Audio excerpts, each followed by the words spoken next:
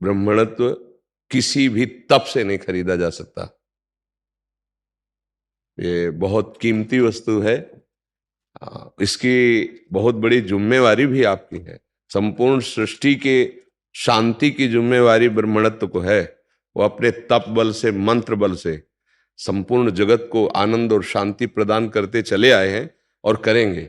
आप महान कष्ट में जीवन व्यतीत करते ब्रह्म ऋषि जन और दूसरों को अपने आशीष से, वैदिक मंत्रों से सदैव मंगल और सुखी करते चले आए हैं। आपने तपस्वी जीवन, कष्टप्रद जीवन और मंत्र में जीवन और जगत मंगल, तो और कोई साधना करने की जरूरत नहीं, इसी से परम मंगल हो जाता है।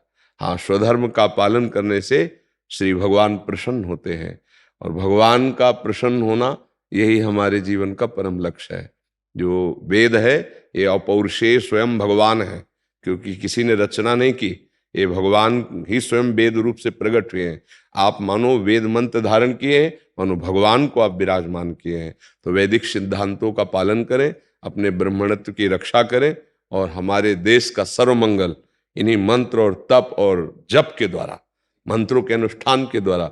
अपना तो मंगल है ही, अपना मंगल, अपने देश का मंगल, अपने समाज का मंगल है। आप आगे बढ़िए, ब्राह्मणत्व को और प्रकाशित कीजिए। जितना गायत्री जप करेंगे, जितना संयम से रहेंगे, कुसंग और अभक्षक भोजन का त्याग करेंगे, उतने ही आपका तेज बढ़ेगा, उतने आपका मंत्र प्रकाशित होगा। और यही हमें आवश्यकता है, इस समय बहुत जरूरी है। जो अब समय चल रहा है ये बहुत जरूरी, ब्राह्मणत्व की रक्षा करना, ब्रह्म तेज को सुरक्षित रखना, वेद वाक्यों को सुरक्षित रखना। नहीं तो सब अमर्यादित चेष्टा में मन बढ़ता चला जा रहा है। वेद की मर्यादा, धर्म की मर्यादा इसको भूले हुए हैं। तो आप आगे बढ़िए, वेद को धारण कीजिए और हमारे समाज को समझाइए।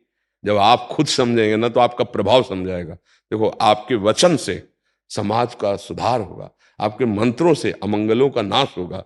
आप ये ना समझे हर समय सतयुग है।